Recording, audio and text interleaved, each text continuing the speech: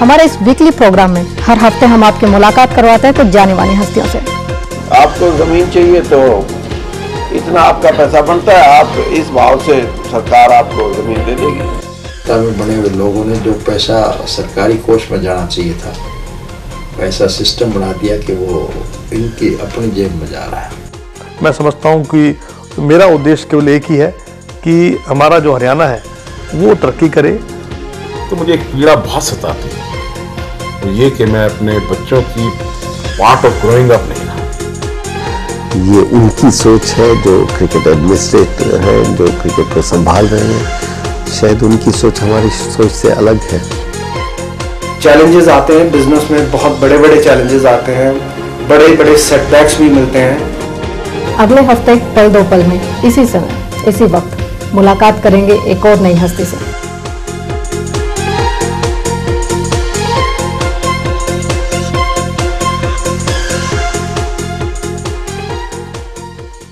नमस्कार, पल दो पल में आपका स्वागत है।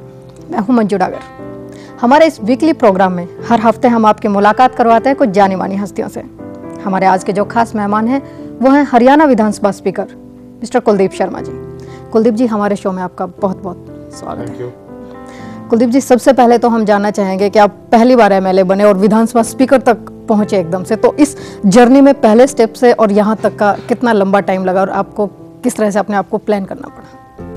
देखिए, मैं एक राजनीतिक परिवार से संबंध रखता हूँ और मेरे पिता पंडित चंद्रलाल शर्मा एक लंबे समय तक पार्लियामेंट में और असेंबलीज में रहे हैं, मिनिस्टर रहे। तो घर में राजनीतिक माहौल है ही, लेकिन मैंने अपना राजनीतिक जीवन सर्वप्रथम ब्लॉक कांग्रेस कमेटी करनाल के अध्यक्ष के रूप में शुरू किया। उसके बाद मैं करनाल जिला कांग्रेस कमेटी का अध्यक्ष रहा। मैंने पार्लियामेंट का चुनाव कुरुक्षेत्र से भी लड़ा, कांग्रेस की टिकट पर, कामयाबी नहीं मिली। करनाल से भी लड़ा, कामयाबी नहीं मिली। उसके बाद पार्टी का जो थिंक टैंक है, उसकी शिमला कॉन्क्लेव का मैं हरियाणा के 5 सदस्यों में से चुना गया, जिन्होंने सन 2004 के इलेक्शन की स्ट्रेटेजी बनाई। और उसके बाद सन 2006 से मैं श्रीमती सोनिया गांधी और हमारे मुख्यमंत्री चौधरी भूपेंद्र सिंह हुड्डा ने मुझे हरियाणा प्रदेश कांग्रेस कमेटी का कार्यकारी अध्यक्ष बनाया, जिस कैपेसिटी में मैं एक लंबे समय से काम कर रहा हूँ। लंबा संघर्षपूर्ण जीवन रहा, क्योंकि 1996 के पश्चात मेरे पिताजी तो राजनीति से रिटायर हो गए थे और लंबे संघर्ष के बाद अपने नेतृत्व की कसौटियों पर खरा उतरने के पश्चात मैं विधायक भी बना और आज विधानसभा का स्पीकर। शायद देश के इतिहास में पहली बार ऐसा हुआ है कि पहली बार चुने गए विधायक को विधानसभा का स्पीकर बनाया गया। It's a very senior position, constitutional post. लेकिन मैं समझता हूं कि मेरे नेतृत्व, श्रीमती सोनिया गांधी और सदन के नेता चौधरी भूपेंद्र सिंह हुड्डा का ऐसा विश्वास रहा है कि हरियाणा का सदन, जो किन्हीं कारणों से इस सदन के बारे में अलग अलग चर्चाएं उभरती रही हैं, मैंने सोचा कि मुझे इस बात के लिए उपयुक्त समझा गया कि मैं इस सदन को चला सकता हूं और इस सदन की कार्रवाई सुचारू रूप से चली भी है। एक लंबा सफर है, इसमें उतार चढ़ाव आया करते हैं।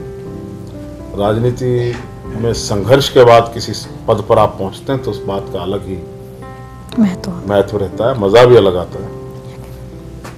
जो सो है, बाकी ईश्वर की कृपा है और जनता का आशीर्वाद है। कुलदीप जी, जैसे आपने बताया कि राजनीति कहीं ना कहीं आपको विरासत में मिली। विरासत में राजनीति मिलने के बाद राजनीतिक क्षेत्र थोड़ा वास्ट हो जाता है, खुला दायरा हो जाता है, उसमें एक्सपोजर ज़्यादा अच्छा मिलता है। लेकिन अगर यही चीज़ हम अपने युवाओं पर लागू करें कि जो राजनीति में अपना करियर बनाना चाहते हैं या देश की सेवा करना चाहते हैं, तो उनके लिए भी क्या वो संघर्षपूर्ण रास्ता रहता है या उनके लिए एक प्लेटफॉर्म मुकम्मल करवाती है कांग्रेस? निश्चित रूप से मेरी अच्छी राजनीतिक विरासत है। पंडित चंद्रलाल शर्मा हरियाणा की राजनीति के टॉल फिगर रहे हैं उनका बेटा होना मेरे लिए गौरव की बात है। वो मुझे उंगली पकड़ के विधानसभा नहीं छोड़ के आए। उनका आशीर्वाद और उनके द्वारा राजनीति में जिन मूल्यों की उन्होंने सारे जीवन पालना की, वो मेरे लिए विरासत है। आज के दिन राजा रानी के पेट से नहीं, मतों की पेटी से पैदा होता है।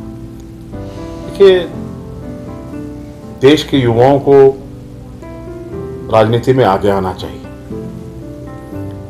दुनिया का सबसे नौजवान देश है भारत, इसमें युवाओं की संख्या सबसे ज्यादा है। और कहीं ना कहीं मुझे ये बात अपील करती है कि जो युवा नेतृत्व है वो इस देश को एक नई दिशा दे सकता है। और अच्छे लोग जो सब्जेक्ट मैटर स्पेशलिस्ट हैं, एग्रीकल्चर स्पेशलिस्ट, साइंटिस्ट, डॉक्टर्स और इकोनॉमिस्ट्स, मैनेजमेंट ग्रेजुएट्स, अगर ऐसे लोग राजनीति में आएंगे, जैसे अमेरिकन सिस्टम है जहां सब्जेक्ट मैटर स्पेशलिस्ट जो हैं वो मिनिस्टर्स बनते हैं। फॉरेन अफेयर्स मिनिस्टर जो है उसकी फॉरेन अफेयर्स के अंदर एक अंडरस्टैंडिंग होती है, एग्रीकल्चर मिनिस्टर की एग्रीकल्चर में अंडरस्टैंडिंग होती है। इस प्रकार से जो भारत के युवा जो दुनिया में अपनी एक जगह बना रहे हैं हर फील्ड के अंदर, अगर वो राजनीति में भी आए, ये देश उनका है और राजनीति को सुधारना और राजनीति को दिशा देना भी वो उसमें भी एक महत्वपूर्ण योगदान दे सकते हैं। इसलिए युवाओं को हमारे राहुल गांधी जी ने ये कहा है, क्लैरियन कॉल दी है युवाओं को कि आप लोग राजनीति में आइए, राजनीति की विधारा को सुधारना बहुत जरूरी है। कुलदीप जी, जानना चाहेंगे कि आपके पिता चिरंजीव लाल जी वो हरियाणा में एक वाकई पॉलिटिकल स्तंभ के रूप में जाने जाते हैं, तो आपने तो बहुत पहले से राजनीति कैसे की जाती है, इलेक्शंस कैसे लड़े जाते हैं, आपने वो बहुत यूथ अपनी एज से देखना शुरू किया होगा। तब की इलेक्शंस लड़ने में और जब आपने अब इलेक्शन फाइट किया, इसमें कितना बदलाव आया है वक्त के साथ? ये इसको आप संयोग ही कहिए कि जिस वर्ष में पैदा हुआ था मेरे पिताजी 1957 में पहली बार चुनाव जीते थे। लंबे समय से में चुनाव किस प्रकार लड़े जाते हैं और चुनाव में क्या मुद्दे रहते हैं, निश्चित रूप से मैंने अपने परिवार में रहकर अपने चुनाव से और मेरे चुनावी अनुभव का मेरे ही पार्टी द्वारा मुझे कई बार पर्यवेक्षक या इलेक्शन ऑर्गेनाइजर्स बना के दूसरे स्टेट में भेजा गया। एक लंबा एक्सपीरियंस मेरा बना और उसी के आधार पर मैं कह सकता हूं कि जो फैमिली एटमॉस्फेयर था वो भी हैंडी रहा और जो पार्टी ने मेरे को रिस्पॉन्सिबिलिटीज सौंपी वो भी मेरे काम आई। राजनीति का एक ही मूल मंत्र है कि राजनीति साधना नहीं, एक साधन है जनसेवा का। और जो भी व्यक्ति जिन लोगों के बलबूते पर बनता है, अगर उनके प्रति एक कमिटमेंट के साथ, एक सोच के साथ, संकल्प के साथ, समर्पण के साथ उनमें उन जैसा बनकर काम करता है तो वो राजनीति में कामयाब रहता है, एक लंबी पारी वो खेल सकता है। ऐसी मेरी मानना। कुलदीप जी, आपने फॉरेन ट्रैवल्स बहुत किए हैं, आप इंग्लैंड गए, आप सिंगापुर गए, स्विट्जरलैंड गए, तो आपने अदर कंट्रीज और इंडिया को अगर कंपैरिजन किया जाए पॉलिटिकल पॉइंट ऑफ व्यू से या सोशल पॉइंट ऑफ व्यू से, तो हमारा भारत कितना आपको आगे नजर आता है? देखिए, इंडिया एक मैच्योर डेमोक्रेसी की ओर बढ़ रहा है। जब भी भारत की जनता ने लोकतंत्र के पक्ष में और भारत को मजबूत करने के लिए अच्छे निर्णय लिए, सही समय पर लिए, एक परिपक्व लोकतंत्र की ओर हम रहे। इन सारे एशियन सिस्टम में सबसे लंबी डेमोक्रेसीज दो ही हैं, सेटल्ड डेमोक्रेसी जिनको बोलते हैं, वो जापान की है और इंडिया की। और जगह डेमोक्रेसीज आई, पाकिस्तान में आई, थाईलैंड में भी आई, अनस्टेबल रही। अब आप देख रहे हैं मिडिल ईस्ट में अनस्टेबिलिटी है। जहां तक इंग्लैंड का सवाल है, इंग्लैंड मैग्ना कार्टा 1215 के बाद डेमोक्रेटिक सिस्टम की ओर बढ़ा था और उस डेमोक्रेसी को भी मैच्योर होने में, वायलेंस से निकलने में, एक कंप्लीट डेमोक्रेसी बनने में समय लगा। हमें 64 साल अभी आजाद हुए हैं। मैं कह सकता हूं कि 64 साल में भारत ने एक अच्छा राजनीतिक सिस्टम डेवलप किया 3 tier system of local governance, 3 tier system of parliamentary democracy, Westminster system of government, ये सब चीजें भारत में एक प्रभावी लोकतांत्रिक व्यवस्था के रूप में उभरी। और मेरा पूर्ण विश्वास है कि जहां और लोकतंत्र हैं उनकी डेमोक्रेटिक सिस्टम के सहारे, डेमोक्रेसी के सहारे डेमोक्रेटिक सिस्टम में मर्ज करके सामान्य कॉमन मैन ज्यादा प्रोग्रेस करता है, क्योंकि कॉमन मैन की अभिव्यक्ति ही सरकार हुआ करती है। जो मैं विदेश में ट्रेवल किया, वहां के डेमोक्रेटिक सिस्टम्स को मैंने देखा। प्रोफेशनली भी मैं लॉयर हूं और एक अच्छी वकालत मैंने 30 साल की है। तो ये सब चीज़ें, फॉरेन ट्रैवल समझिए, वकालत समझिए, कॉन्स्टिट्यूशन की अंडरस्टैंडिंग समझिए, ये निश्चित रूप से मेरे काम आती हैं। और मैं मुझे लगता है कि इन्हीं कारणों से मैं सदन को पहली बार चाहे स्पीकर बना अच्छी तरह चला पाया। कुलदीप जी, यहाँ जानना चाहेंगे कि सन 1947 से पहले भारत ब्रिटेन का उपनिवेश था, लेकिन अब एक एस्टेब्लिश डेमोक्रेसी के रूप में ऑल ओवर वर्ल्ड में भारत की पहचान है। तो ब्रिटिश जो पॉलिटिकल फिगर हैं वो इंडिया के लिए क्या सोचते हैं? देखिए, आज के दिन कभी हमारी एक इमेज हुआ करती थी, country of snake charmers, right, and beggars, right. लेकिन आज भारत की प्रतिष्ठा अंतर्राष्ट्रीय जगत में सबसे तेजी से उभरती हुई एक इकोनॉमी के रूप में देखी जा रही है, एक स्ट्रॉन्ग इंडस्ट्रियल बेस के रूप में देखी जा रही है। एक नया भारत, इतनी बड़ी विशाल जनता के साथ 121 करोड़ का भारत अपनी कमियों से स्ट्रगल करता हुआ आगे बढ़ता हुआ साफ दिखाई दे रहा है। जहां तक विदेशी लोग हैं, विदेशी पावर्स हैं, आप इस बात से अंदाजा लगा लीजिए कि पिछले 1 साल के दौरान विश्व की 5 बड़ी ताकतें, जिनको यूएनओ की वीटो पावर्स, वो 5 ताकतें हिंदुस्तान से में आई। हिंदुस्तान से उन्होंने कॉन्ट्रैक्ट्स किए, इंडिया की पावर, इंडिया की अंडरस्टैंडिंग को उन्होंने समझा और इंडिया के साथ इंटरेक्शन करने के लिए, ज्यादा सहयोग करने के लिए 5 ताकतों ने अपनी अभिव्यक्ति दी। इससे साफ जाहिर है कि अंतर्राष्ट्रीय स्तर पर आज 146 देश भारत की यूएनओ में सीट का समर्थन कर चुके हैं। आज बराक ओबामा जब हार्वर्ड में यूनिवर्सिटी स्टूडेंट्स को एड्रेस करने जाते हैं तो कहते हैं, लुक टुवर्ड्स इंडिया, हिंदी सीखो। ये एक रिकॉग्निशन है इंडियन टैलेंट की। मैं वर्ल्ड की कई यूनिवर्सिटीज में गया हूं। वर्ल्ड की यूनिवर्सिटीज में फैकल्टीज को, वहां के हॉस्पिटल्स में, वहां के इंजीनियरिंग यूनिट्स में, वहां की आईटी टेक्नोलॉजीज में हिंदुस्तानी सबसे आगे हैं। कुलदीप जी, पिछले कुछ डिकेड से अगर देखा जाए तो कोलैबोरेशन गवर्नमेंट का एक सिस्टम एकदम से राइज हुआ है और सेंटर में, स्टेट में कहीं ना कहीं कॉम्प्रोमाइज करके, गठबंधन करके ही राजनीति या सत्ता चलाई जा रही है। तो इसके बारे में आपके क्या विचार हैं कि गठबंधन सरकार लोकतंत्र के फेवर में है या अनफेवर में? Democratic system essentially game of numbers है। जिसके पास आधी संख्या से ज्यादा सदस्य होंगे वही सरकार बनाएगा, यकीनन। इसलिए गठबंधन की मजबूरी, अब रोज तो चुनाव नहीं हो सकते हैं। अगर जनता का एक क्लियर वर्डिक्ट नहीं आ रहा है तो उसकी वजह से हर साल देश में चुनाव हो तो उससे व्यवस्था की तरफ बढ़ेगा देश।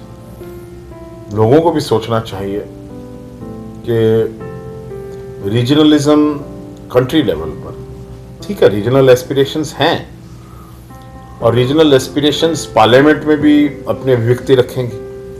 इसलिए गठबंधन का युग जो है, मुझे लगता है कि लंबे समय तक फिर भी चलने की व्यवस्था हिंदुस्तान में दिखाई देगी। लेकिन जिस देश को आगे बढ़ना है,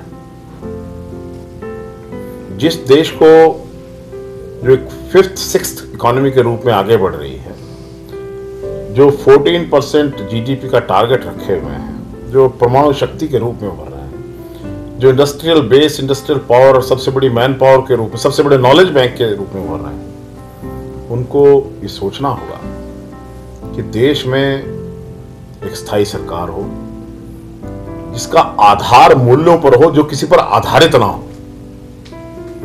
इसलिए मैं समझता हूं कि कहीं ना कहीं लोकतंत्र को, लोकतंत्र के मूल्यों को, एडमिनिस्ट्रेशन को, एडमिनिस्ट्रेट करने के तरीकों को चोट पहुंचती है जब सरकार अल्पमत से और दूसरों के सहारे, बासाखियों के सहारे चलती है। एक मजबूत सरकार वही है जिसकी अपनी दिशा और अपनी डायरेक्शन हो, ऐसा मेरा मानना है। और ठीक है, गठबंधन में भी रहकर आप एक अच्छी सरकार बना सकते हैं, और मैं समझता हूं कि इस प्रकार से एक सरकार चलाई भी जा रही है देश में सरदार मनमोहन सिंह के नेतृत्व में। और वैसे भी कि शायर ने कहा है कि जमहूरियत वो तर्ज हुकूमत है जिसमें बंदों को गिना जाता है, तोला नहीं जाता। बिल्कुल सही कहा आपने। कुलदीप जी, यहीं पे हम जानना चाहेंगे कि जैसे आपने गठबंधन सरकार को एक कहीं ना कहीं कंटिन्यूटी के लिए एक स्ट्रॉन्ग पॉइंट बताया है कि ये हो सकता है, बट अगर हम देश की बात करें, नेशनल पार्टीज के साथ साथ रीजनल पार्टीज कितना डेमोक्रेटिक सेटअप को स्ट्रॉन्ग बनाती हैं, वो उसके लिए इफेक्टिव है या नॉन इफेक्टिव है? कि मैं कह रहा हूं कि ये कंट्री जो है ये क्रॉस करेंट्स और अंडर करेंट्स का कंट्री है। इसमें बहुत, जहां बायोडाइवर्सिटी है वहीं पॉलिटिकल डाइवर्सिटी भी है, cases of caste, creed and culture भी। तो इसमें रीजनल एस्पिरेशंस को बहुत लंबे समय तक सप्रेस किया भी नहीं जा सकता। लेकिन देश की जनता को जरूर सोचना चाहिए कि केंद्र में एक मजबूत सरकार तभी बनेगी जब आप रीजनल एस्पिरेशंस को साइडलाइन करके केंद्र में एक मजबूत लोगों की सरकार। अब मान लिया, इसका एक अवगुण क्या है कि केंद्र में जो लोग सरकार बनाने के लिए डिजर्व नहीं करते हैं, जिनके एजेंडाज पर्सनल भी हैं, धार्मिक हैं और पॉलिटिकल ऐसे तरीके से देश को नुकसान पहुंचा सकते हैं, लेकिन वो किसी ना किसी रीजनल एस्पिरेशन का फायदा उठा के और एक नंबर गेम में दूसरों को बीट कर जाते हैं, तो वो एक नज़ारा जो देश ने देखा है कि धार्मिक उन्माद आए, देश में तोड़फोड़ हुई, धार्मिक स्थलों को जलाया गया, गोधरा हुआ यहाँ पर। न जाने कितनी प्रकार से जिन लोगों ने किन्हीं नारों के सहारों पर सरकार बनाई, वो गठबंधन के धर्म को निभाते हुए उन नारों की मुड़कर भी नहीं देखा उन्होंने। तो ये जो कमिटमेंट के साथ, जिस मैनिफेस्टो के साथ एक पॉलिटिकल पार्टी उभरती है, उसको कहीं ना कहीं एक समझौता करना पड़ता है अपनी नंबर गेम के अंदर। तो मैं समझता हूँ ये कोई हेल्दी ट्रेंड नहीं है देश के लिए। लेकिन ठीक है, regional aspirations should be expressed in the regional areas. Regional assemblies जो हैं हमारी, इसीलिए तो बनाई गई। हर एक स्टेट की भाषा के आधार पर बनी स्टेट जब बनी, तो उसमें निश्चित रूप से जो वहाँ की लोग पॉलिटिकल ऑर्गेनाइजेशंस थी, जिनका बेसिस था, उनको अभिव्यक्ति देने के लिए असेंबलीज में जगह मिलती थी। लेकिन राष्ट्रीय स्तर पर भारत को फिर सोचना होगा कि एक मजबूत केंद्रीय सरकार आज के विश्व के कंपटीशन में हमको भारत में लानी है, ऐसी मेरी मानना है।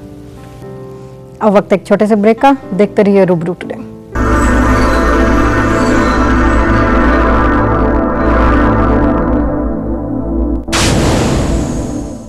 आपके सपनों का लग्जरी होम अब आपके बजट में। रॉयल एम्पायर लाए हैं AC luxury apartments adjoining sector 20 Panchkula में 16.5 towers with 8 floors including still parking. Total area 9.25 acres. 24/7 physical electronic security.